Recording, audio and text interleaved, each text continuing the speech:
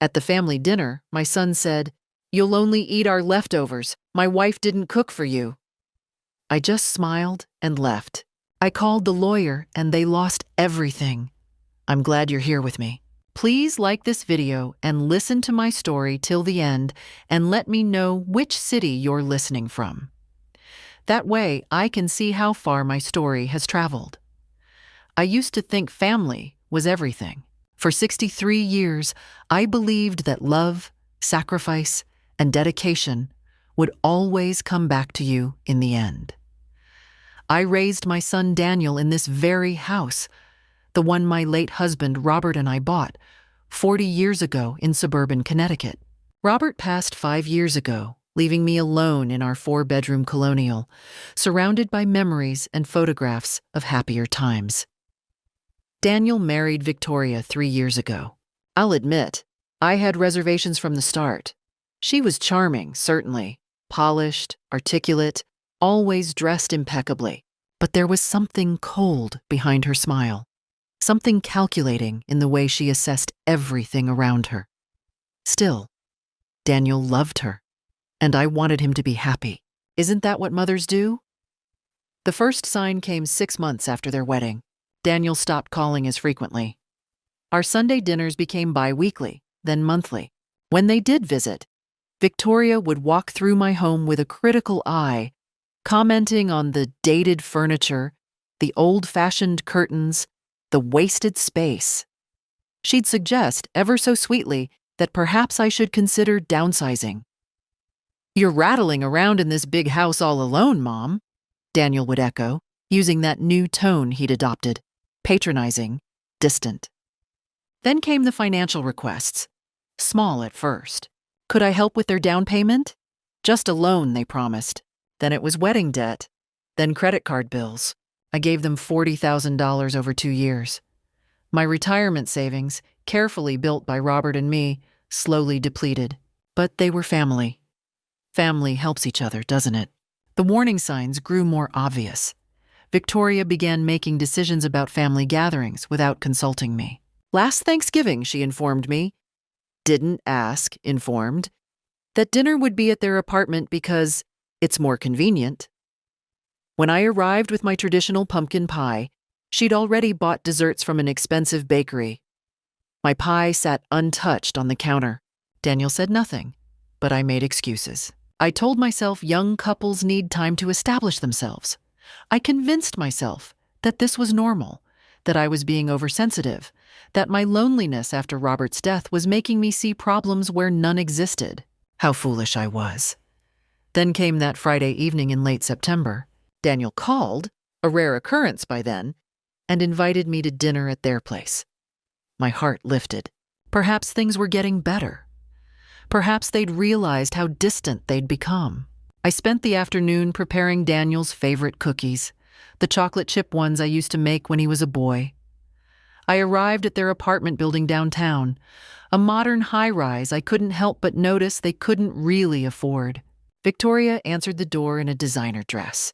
She glanced at my cookie container with barely concealed disdain.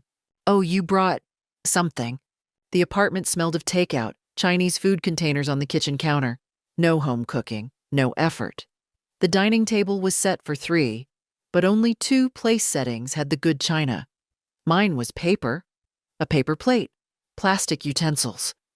"Dinner's ready," Victoria announced, bringing the containers to the table. Daniel barely looked at me as I sat down. They began serving themselves, filling their plates with orange chicken, lo mein, fried rice. I waited, assuming they'd serve me next or pass the containers. Instead, Victoria pulled them to her end of the table. I reached for the orange chicken. Victoria's hand shot out, stopping me. "Actually," she said, her voice sugary sweet, but her eyes ice cold, "we didn't order enough for 3 full portions. You'll have to wait until we're done." I looked at Daniel, my son, my child. He stared at his plate. "Daniel." My voice came out smaller than I intended. He finally looked up, and I saw a stranger. "Mom, Victoria's right. We didn't know exactly when you'd arrive, so we ordered for 2. Just wait a bit." You can have what's left over. But Jesus, Mom, it's not a big deal. His voice had an edge I'd never heard before. You'll eat after us. Victoria didn't cook for you anyway. This is our food. The room went silent, except for the sound of their forks against plates. They ate slowly, deliberately. I sat there with my paper plate, watching my son and his wife consume their meal while I waited for scraps like a dog under the table. Something inside me crystallized in that moment. Not hurt. I'd moved beyond hurt. This was clarity, cold and sharp as winter air. I smiled, actually smiled. You know what? I said quietly, standing up. I'm not hungry anymore. I walked to the door, leaving my cookies on their counter. Neither of them tried to stop me. As I drove home that night, tears finally came. But mixed with the grief was something else, something I hadn't felt in years. Anger. Pure, righteous anger. They had no idea what was coming. That night, I didn't sleep.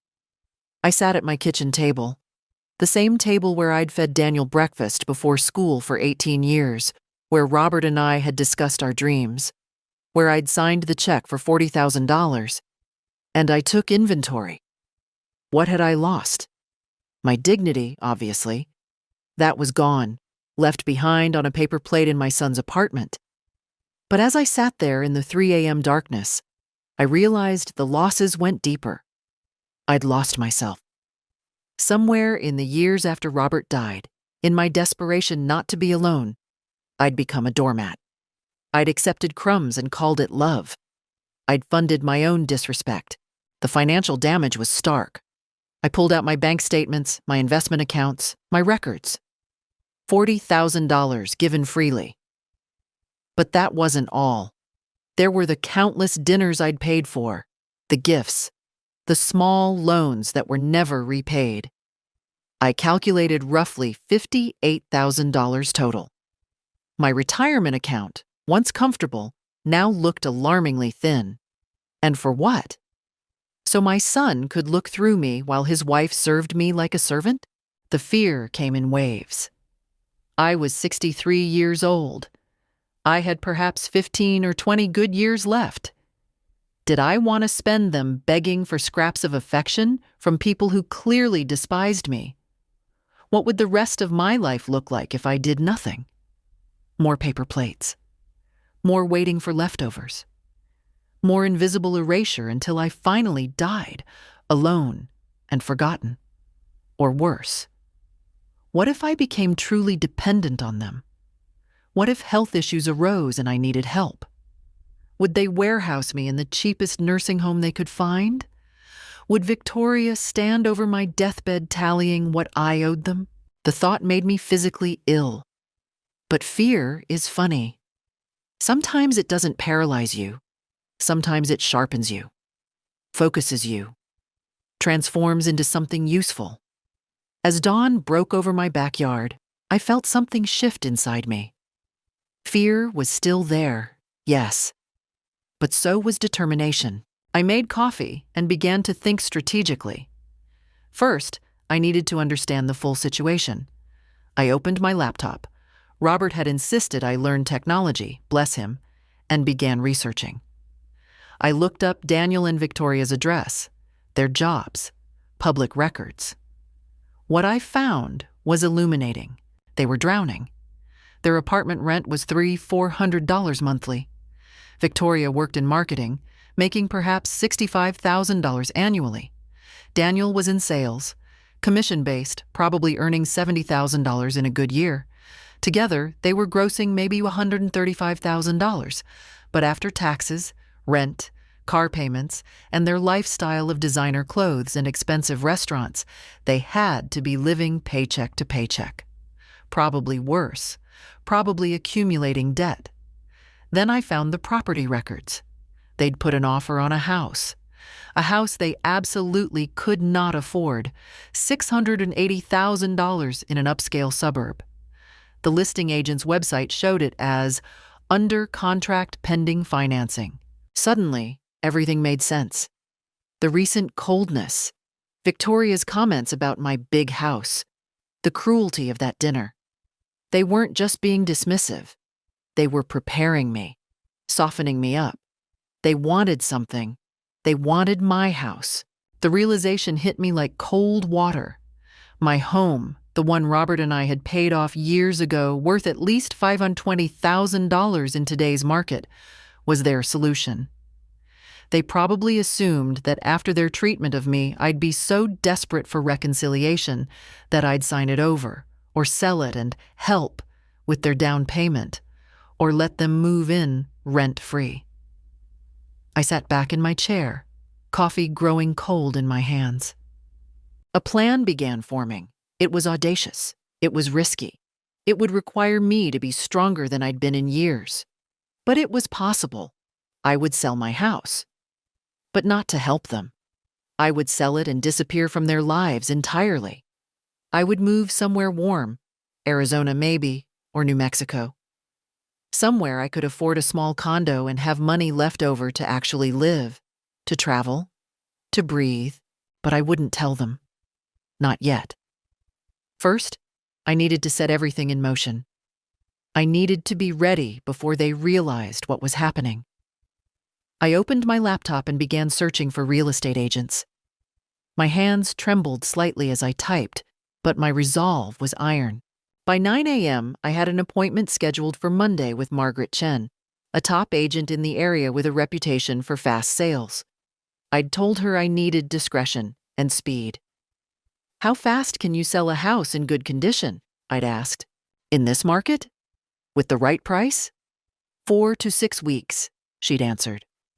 4 to 6 weeks. I could survive anything for 4 to 6 weeks. I looked around my kitchen, at the wallpaper Robert and I had chosen, at the marks on the doorframe recording Daniel's height through the years. I felt a pang of grief. But grief is just love with nowhere to go, and my love had been rejected, trampled, served on a paper plate. It was time to love myself instead. Margaret Chen arrived Monday morning at precisely 9 o'clock, driving a sleek silver Mercedes. She was a small woman in her 50s, impeccably dressed in a navy suit, carrying a leather portfolio that looked expensive. She shook my hand firmly and looked me directly in the eye. "Mrs. Patterson, you mentioned discretion. May I ask why?" I appreciated her directness. "I have family who will try to interfere. I need this sale completed before they know it's happening."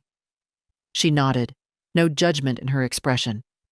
"I've handled situations like this before. We can do this. Let's look at the property." For 2 hours, Margaret walked through every room, taking notes, photographs, measurements. She examined the new roof I'd had installed 3 years ago, the updated kitchen, the finished basement. Finally, we sat at my kitchen table, always this table, the center of everything, and she presented her analysis. "Mrs. Patterson, your home is in excellent condition. In the current market, I could list it at $549,000 and likely get multiple offers.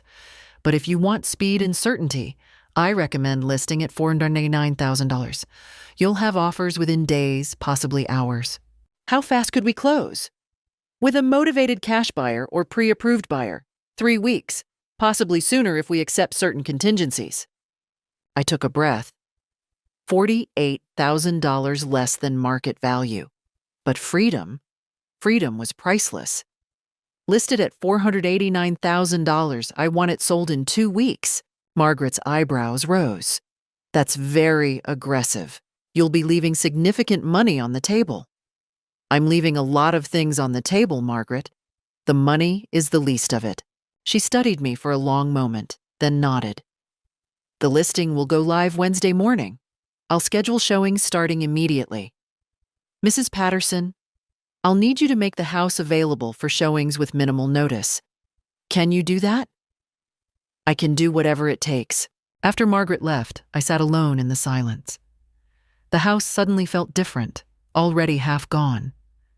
I walked through the rooms, touching familiar walls, remembering. This had been my sanctuary, my haven. Robert proposed to me in the living room. Daniel took his first steps in the hallway. Christmases, birthdays, ordinary Tuesdays, all contained within these walls. But walls are just wood and drywall. Home is where you're valued. And I wasn't valued here anymore. Tuesday, my phone rang. Victoria. I almost didn't answer, but curiosity won. Hi, Mom. Her voice was bright, artificial. I wanted to apologize about Friday. I think there was a misunderstanding. We'd love to have you over again. Actually, we were hoping we could come by your place this weekend. There's something Daniel wants to discuss with you. There it was. The trap was being set. What does he want to discuss? I kept my voice neutral. A pause. Well, it's better to talk in person. Family stuff. Financial planning. Your future. My future. They meant their future in my house. This weekend isn't good for me, I said. I have plans. Plans? Victoria's voice sharpened slightly. What kind of plans? Personal plans? I'll call you when I'm available. But Mom, this is really important. Daniel's been stressed about your situation. My situation is fine, Victoria. I have to go. I hung up, hands shaking. The trap had been confirmed. They were coming for the house. Wednesday morning, my listing went live at 8 a.m. By noon, Margaret called. 3 showings scheduled for today, 2 for tomorrow. And Mrs. Patterson? I have a cash investor who saw the listing and wants to view it this afternoon. This could be your buyer. Send them all. At 3 p.m., the investor arrived, a businessman from New York looking for rental properties. He walked through quickly, efficiently. 40 minutes later, his agent called Margaret with an offer, $485,000. All cash, 2-week close, no contingencies except inspection. Take it, I said when Margaret called me. Don't you want to wait? See if we get better offers? No, accept it, today. By 6 p.m., I had a signed contract. Closing scheduled for October 18th, 17 days. I sat at my table, soon not to be my table, and felt something break open inside me. Not sadness, liberation. My phone buzzed. Daniel. Mom, we need to talk. Can we come over Friday evening? I looked at the signed contract on the table. They had no idea. They thought they held all the power. They thought I was broken, desperate, pliable. Friday is fine, I said. Come at 6. Let them come. Let them make their pitch. Let them show me exactly who they were. I would smile and nod and let them believe they were winning. Because in 17 days, they would arrive at this house and find it empty. They would knock on a door owned by someone else. They would finally understand that actions have consequences. I looked at my reflection in the kitchen window. I barely recognized the woman looking back. She looked dangerous, good. Friday evening arrived too quickly and not quickly enough. I'd spent the intervening days sorting through 40 years of possessions, deciding what to keep, what to donate, what to discard. Each decision was both painful and freeing. The china Robert's mother had given us, donate. Daniel's baby clothes, carefully preserved, trash. Why had I kept them? For grandchildren who would never come. For a son who served me on paper plates? I contacted a moving company. They'd pack and ship my essentials to a storage unit. I'd signed a lease on a small, furnished condo in Scottsdale, Arizona. Sight unseen, just photos and a video tour. It was reckless. It was perfect. At exactly 6 o'clock, Daniel's car pulled into my driveway. Through the window, I watched them approach. Victoria carried a bottle of wine. An expensive one, I noted. They were bringing gifts. The performance had begun. I opened the door with a smile. Come in. Mom. Daniel hugged me. Something he hadn't done in months. It felt like embracing a stranger. You look great. Doesn't she look great, Victoria? Wonderful, Victoria purred, handing me the wine. A peace offering. I felt terrible about last week. It's forgotten, I lied smoothly. We all lied so well. We sat in the living room. They complimented the house. Victoria's eyes moved over everything with undisguised hunger. Daniel seemed nervous, fidgeting with his phone. "So, Mom," Daniel began, "Victoria and I have been talking. We're worried about you." "Worried?" "You're alone in this big house. It's a lot of maintenance, a lot of space you don't need." His words were practiced, rehearsed. "We think it's time to make some smart decisions about your future." "What kind of decisions?" Victoria leaned forward, all concerned compassion. "Mom, we know finances must be tight for you. This house, the property taxes, upkeep.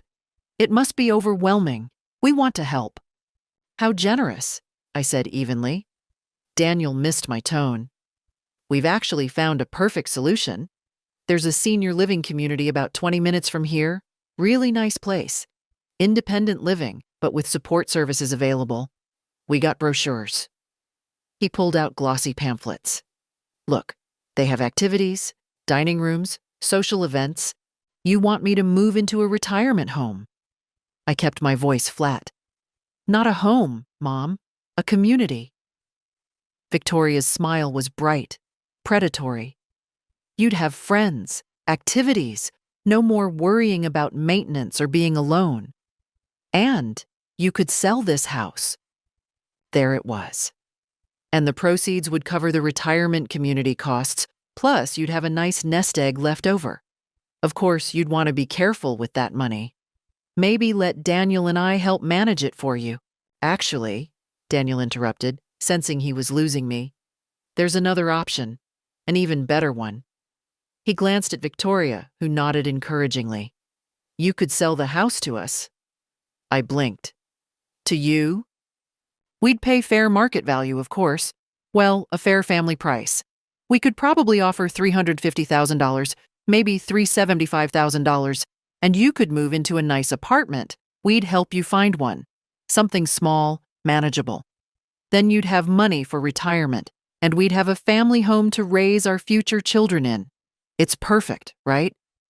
Keeping the house in the family? $375,000 for a house worth nearly $550,000. And they called it fair. Plus, Victoria added, think how wonderful it would be knowing your grandchildren would grow up in this house. Wouldn't that be special? I looked at them. Really looked. Daniel's false smile.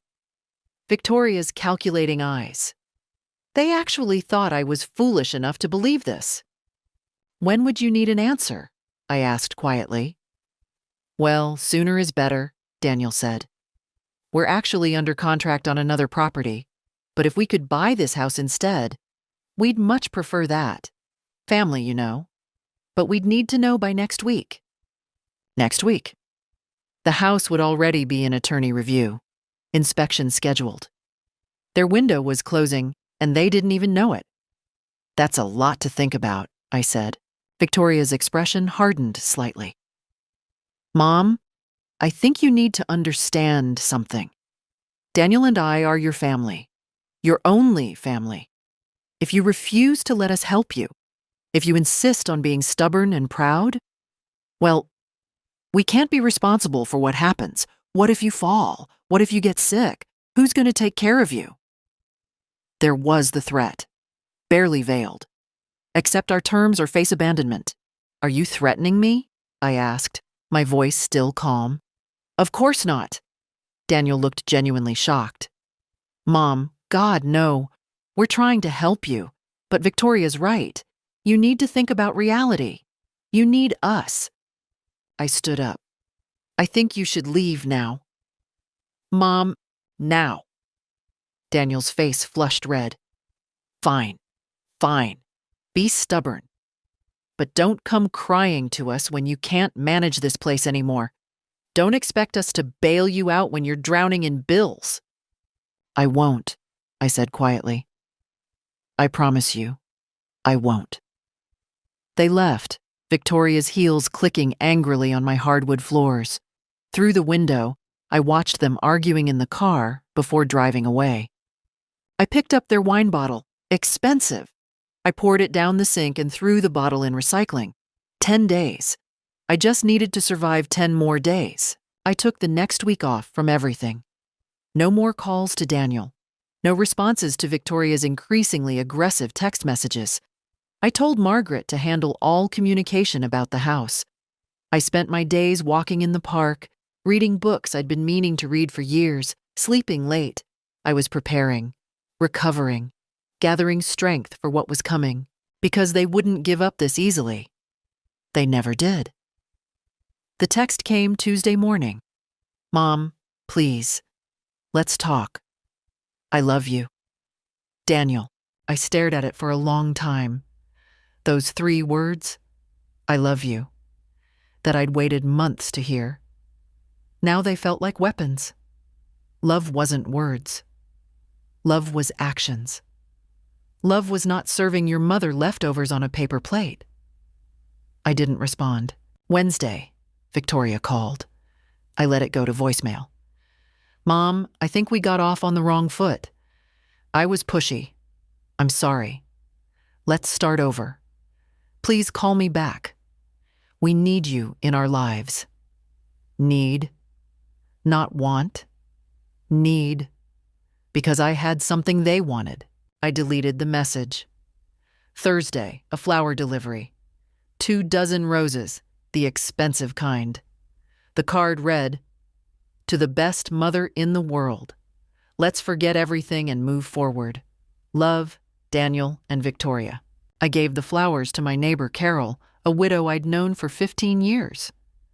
Someone sent you flowers? She asked, delighted. Someone's trying to manipulate me, I corrected. Carol's smile faded.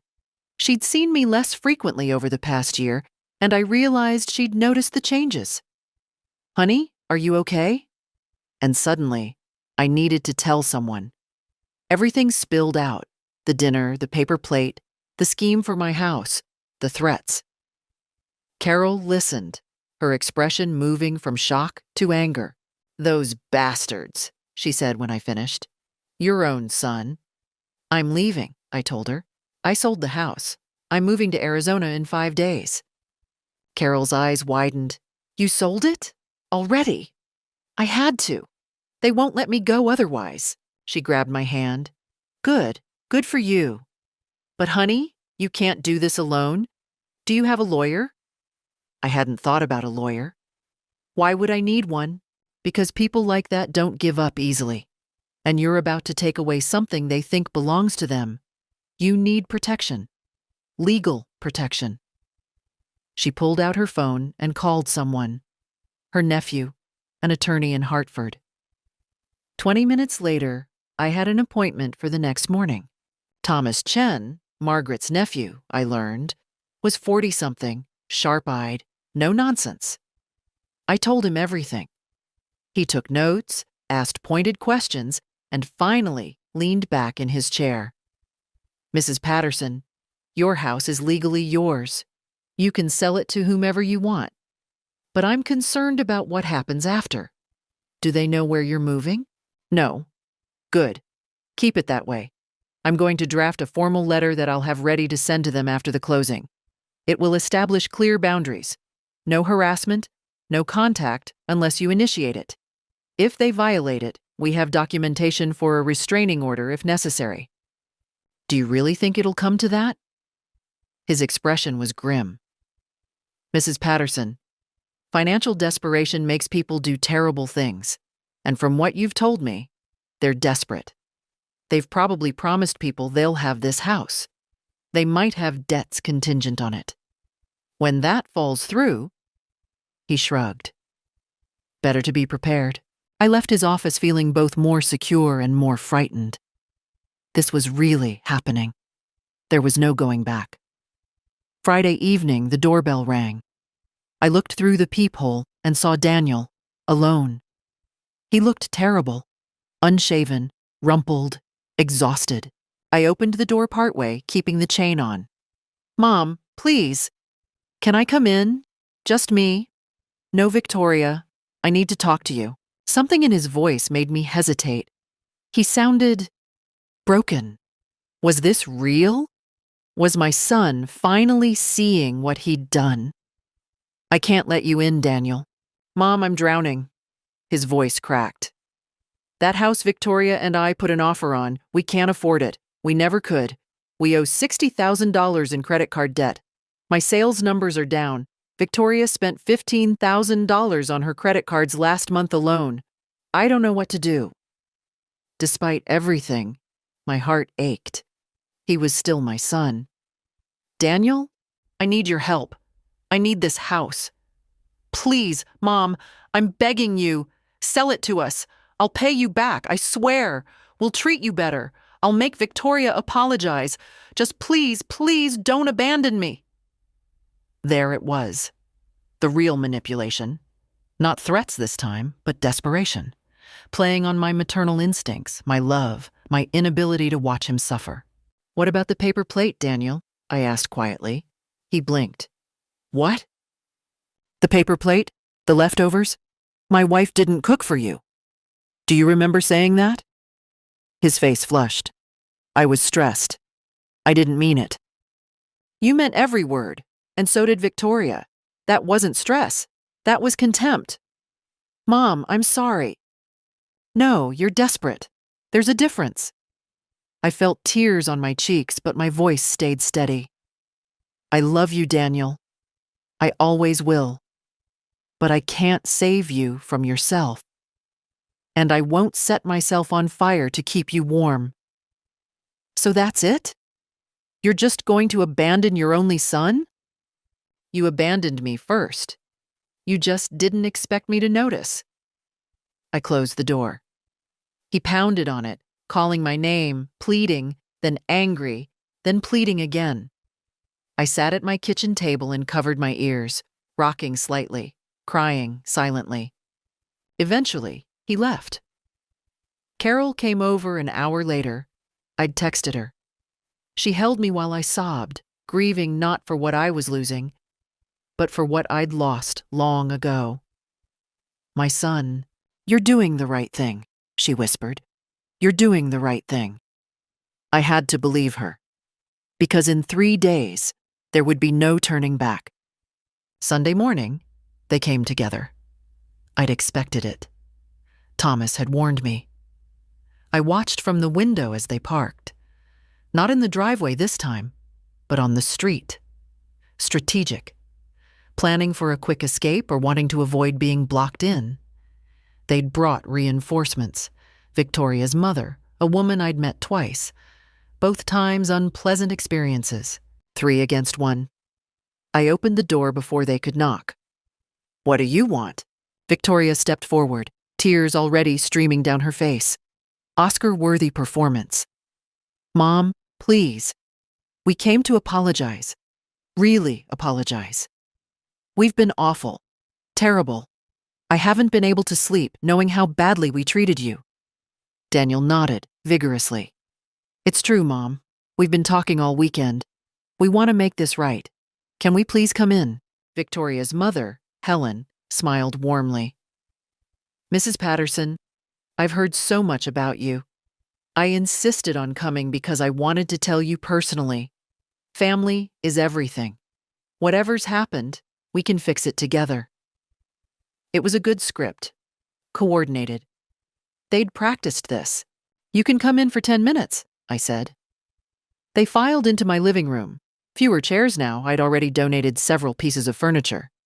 Victoria noticed, her eyes narrowing briefly before the mask slipped back on. Mom, we want to start over, Daniel began.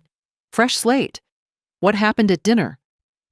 Was unforgivable, Victoria interrupted. I've been going to therapy. Did you know that?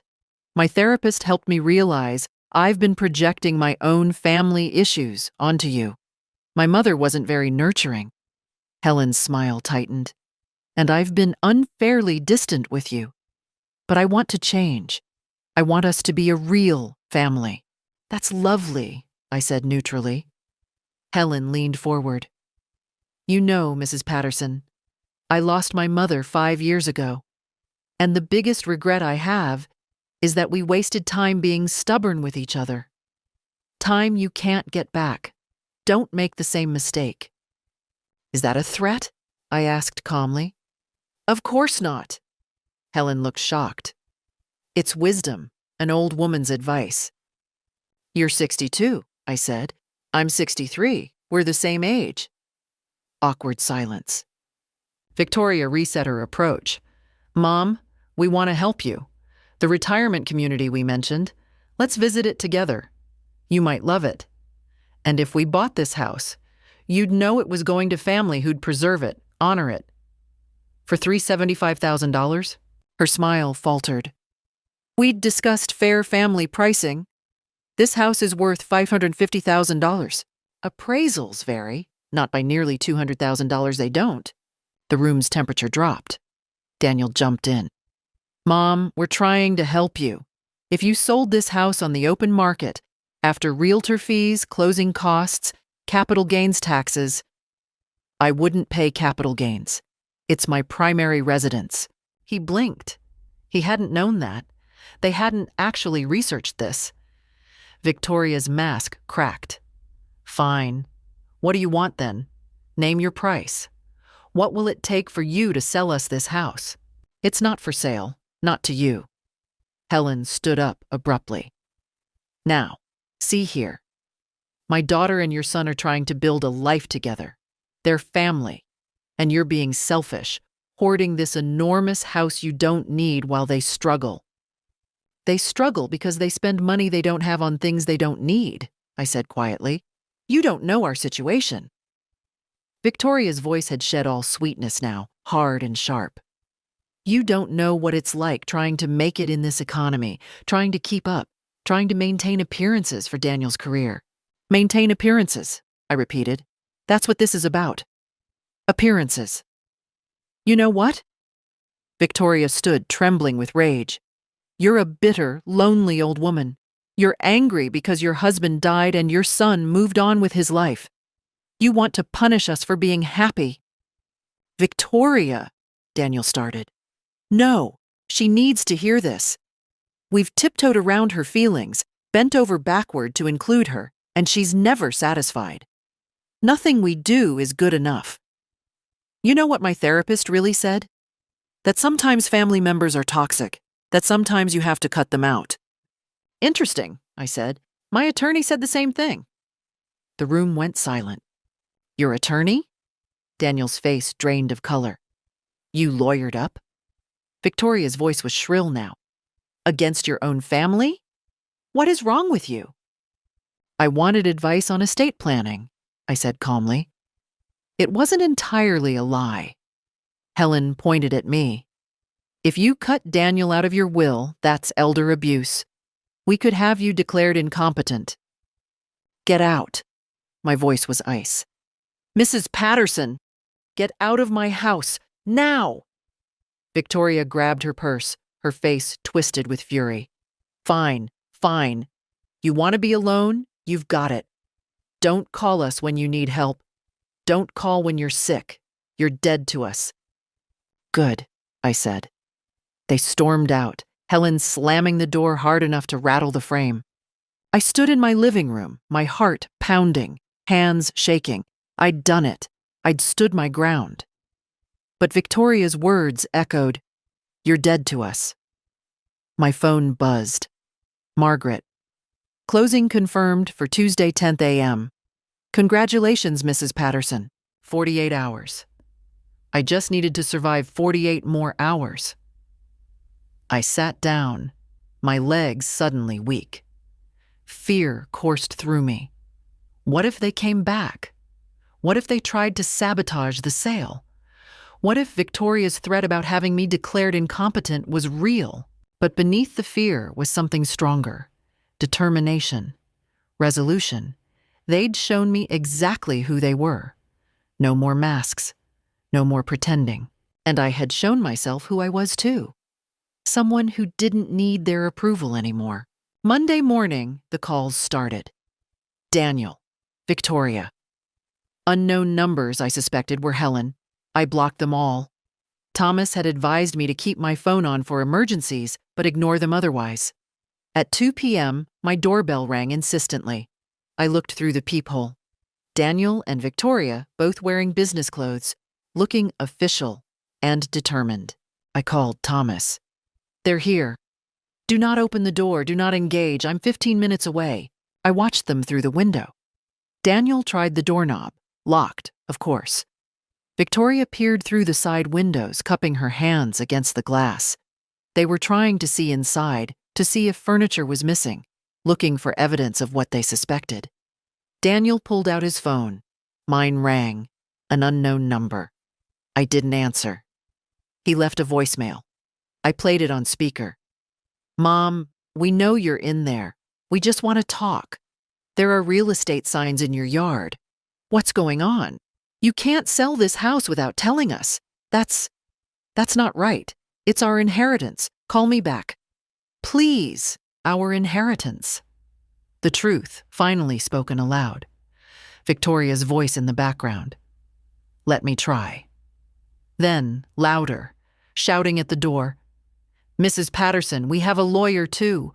If you're being taken advantage of by some predatory real estate agent, we can help. We can stop this sale. You might not be mentally competent to make these decisions." There it was. The competency threat. Helen hadn't been bluffing. Thomas's car pulled up 13 minutes later. He stepped out, briefcase in hand, every inch the professional attorney. Daniel and Victoria turned to him, confused. "Who are you?" Victoria demanded. "Thomas Chen, Mrs. Patterson's attorney. And you are trespassing. I suggest you leave immediately." "This is her son's home," Daniel started. "This is Mrs. Patterson's home, which she owns solely, and you are currently on her property without permission. That's trespassing. Leave now, or I'll call the police." "We just want to talk to her." "Mrs. Patterson has made it clear she does not wish to speak with you. Any further contact will be considered harassment." Victoria's face contorted with rage. "You're poisoning her against us. You're some ambulance-chasing lawyer who's convinced a confused old woman—" "I'm 63, Victoria," I said, opening the door slightly. Thomas positioned himself between me and them. "I'm not confused. I'm not being manipulated. I'm done." "Mom, please!" Daniel's voice broke. For a moment, just a moment, I wavered. He looked so much like the boy who'd once held my hand crossing the street, who'd cried in my arms after his first heartbreak. Then I remembered the paper plate. "The house closes tomorrow," I said clearly. "I'm moving to Arizona. Do not contact me. Do not follow me. Do not come to my new home. If you do, I will file a restraining order." "Arizona?" Daniel looked genuinely shocked. "You can't just leave."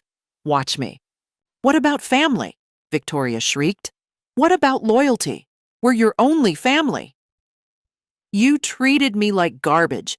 You wanted to warehouse me in a retirement home and steal my house for pennies on the dollar. You threatened to have me declared incompetent. That's not family, that's predation." "We never," Daniel started.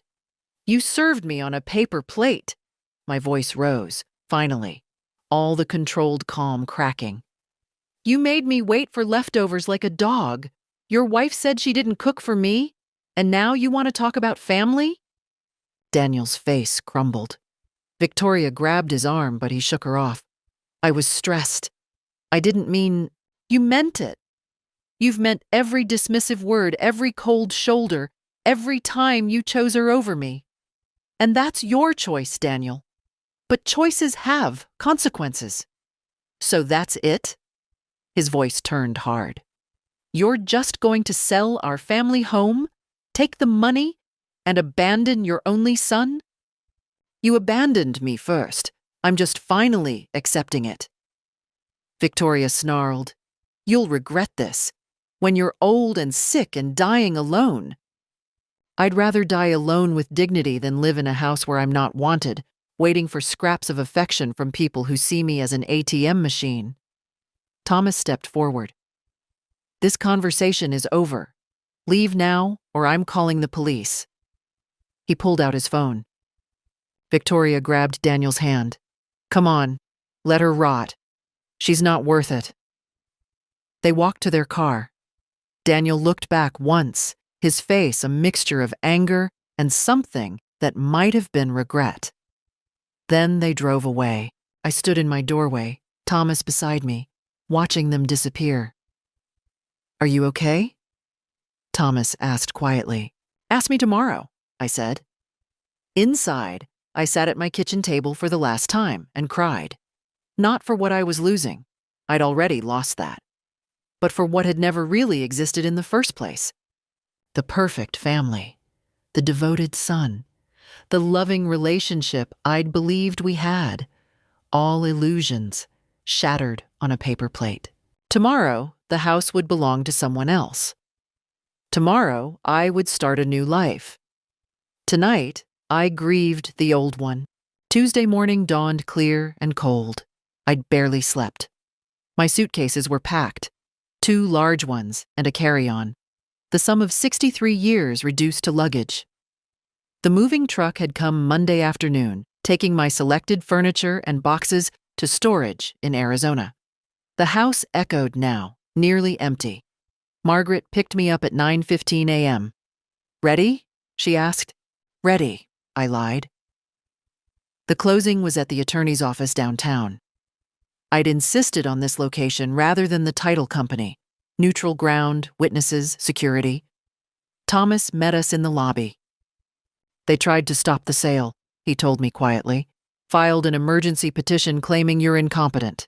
The judge reviewed it this morning and threw it out. There's no basis. You're clearly of sound mind. But Mrs. Patterson, they're getting desperate. Will they be here? They don't have a legal right to attend the closing, but I wouldn't be surprised if they show up. We rode the elevator to the 3rd floor.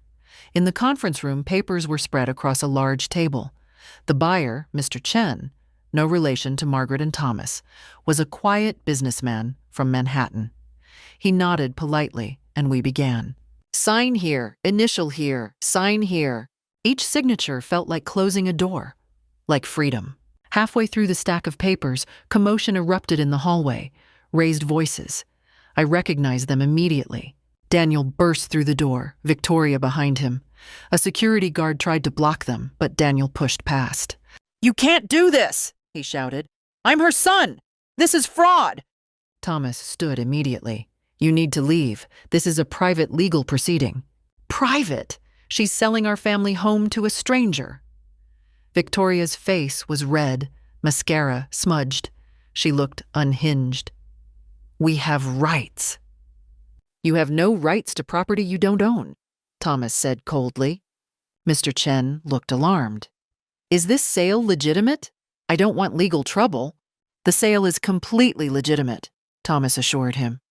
These individuals are attempting to interfere with a lawful transaction. Mom, please! Daniel tried to push past Thomas to reach me. The security guard grabbed his arm. You can't do this. That house is supposed to be mine. Dad would have wanted me to have it. Something in me snapped. Your father, I said quietly, and everyone fell silent, would be ashamed of you. Daniel froze. Robert worked his entire life to build something for us, for our family. He scrimped and saved and sacrificed. And you want to know what he said to me before he died? My voice shook, but I continued. He said, make sure you're taken care of first. Don't let anyone, not even Daniel, take advantage of your kindness. That's not true. Daniel's voice was barely a whisper. He saw it in you even then. The entitlement, the selfishness. He warned me. And I didn't listen. I thought love would be enough. I thought if I gave you enough, helped you enough, you'd eventually value me. But your father knew better. Victoria exploded. You spiteful bitch! You're doing this to punish us because we didn't worship you enough, because we dared to have our own lives. I'm doing this, I said, standing, because you served me leftovers on a paper plate and thought I'd forget. Because you tried to steal my house. Because you threatened to have me declared incompetent. And because when I needed family, you made it clear I was nothing but an inconvenience and a bank account. "We were going to give you a home," Daniel shouted. "We were going to take care of you." "In the cheapest retirement home you could find, with what was left after you bought a house you couldn't afford with my money. That's not care, Daniel. That's disposal." Thomas nodded to the security guard, who called for backup. "This closing is proceeding. You need to leave. Now." Victoria lunged toward the papers, trying to grab them. Margaret moved faster, sweeping the documents out of reach. The security guard pulled Victoria back as a second guard arrived. "You'll have nothing," Victoria screamed as they escorted her out. "No family, no one who loves you. You'll die alone." "Better alone than abused," I said. Daniel lingered in the doorway, held by a guard. His face was devastated, angry, confused. A child who'd finally faced consequences and couldn't comprehend it. "Mom," he said one last time, "please." "Goodbye, Daniel." They removed him. His protests echoed down the hallway, fading. In the silence that followed, Mr. Chen cleared his throat. "Perhaps we should continue?" "Yes," I said. "Let's finish this." 20 minutes later, it was done. The house was sold. The check was deposited into my account. Papers were filed with the county. It was over. Margaret drove me to the airport. In the car, I felt numb, disconnected. "You did the right thing," Margaret said, "for what it's worth." "I don't feel victorious," I admitted. "Victory doesn't always feel good. Sometimes it just feels necessary." At the airport, Thomas met me one final time. He handed me an envelope. "What's this?" "Letter from Daniel and Victoria's attorney. They're trying to sue you for tortious interference and undue influence." "It's nonsense. I'll handle it." "But Mrs. Patterson? Change your phone number. Don't tell them where you're living. Be careful." I took the envelope. Will they ever stop? Eventually? When they realize you're truly unreachable and there's no money left to pursue? People like that move on to easier targets. On the plane, I watched Connecticut disappear below me. Somewhere down there, Daniel and Victoria were probably plotting their next move, raging, blaming me for their own failures. I didn't care anymore. I was free. Arizona was nothing like Connecticut. The air was dry, warm even in late October. My furnished condo was small, just 900 square feet. But it was mine, bought outright with cash. No mortgage, no memories, no ghosts. The first week I did nothing but exist. I sat on my small patio watching sunsets that painted the sky impossible colors. I slept late. I ate when I was hungry, not on a schedule. I read 3 books. I remembered what silence felt like without dread underneath it. Carol called daily those first weeks. "How are you? Really?" "I'm okay," I said. And surprisingly, I was. I joined a book club at the community center.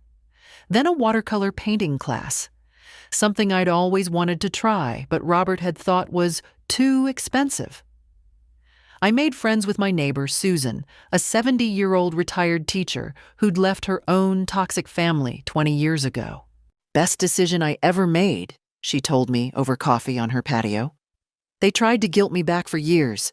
I held firm. Now I have peace. Actual peace." 2 months in, Thomas called.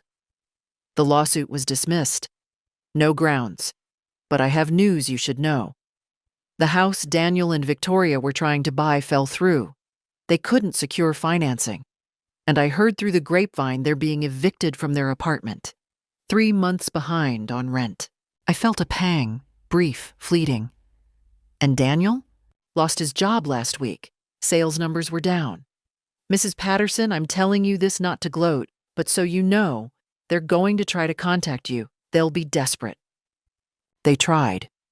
New phone numbers calling my old number, which I'd changed. Emails to my old address, which I'd deleted.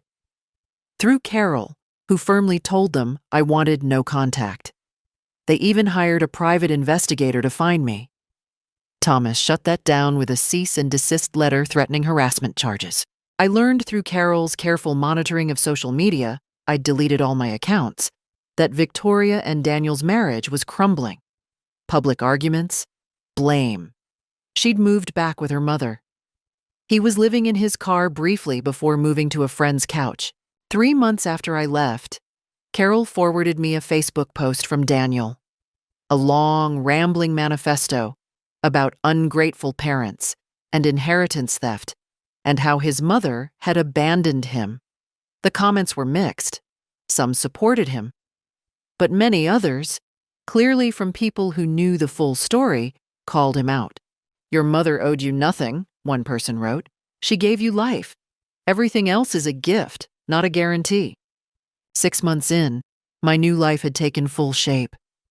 I'd joined a hiking group. At 63, I was one of the younger members. I'd started volunteering at a literacy center, teaching adults to read. I'd made a small friend group. Other women who'd left toxic situations, started over, rebuilt. On my 64th birthday, they threw me a surprise party. Susan, Carol, who'd flown in, my book club, my hiking friends. We ate cake on my patio under string lights I'd hung myself. Someone asked about my son. "I don't have children," I said. And it didn't even hurt anymore. Carol pulled me aside later. "He's still posting about you. Angry stuff. Blame." "Let him," I said. "His narrative is his prison. I've left that prison." A year after I left, Thomas sent his final update. Daniel had filed for bankruptcy. Victoria had remarried. A man with money, Carol reported. They didn't speak. Helen had gotten sick, and no one was caring for her. Their house of cards had completely collapsed. "Do you feel sorry for them?" Susan asked when I shared the news. Did I? I searched myself honestly. "No," I said finally. "I feel sorry for the Daniel who could have existed, the son who could have chosen differently. But the man who served me leftovers on a paper plate and tried to steal my house? No. He made his choices.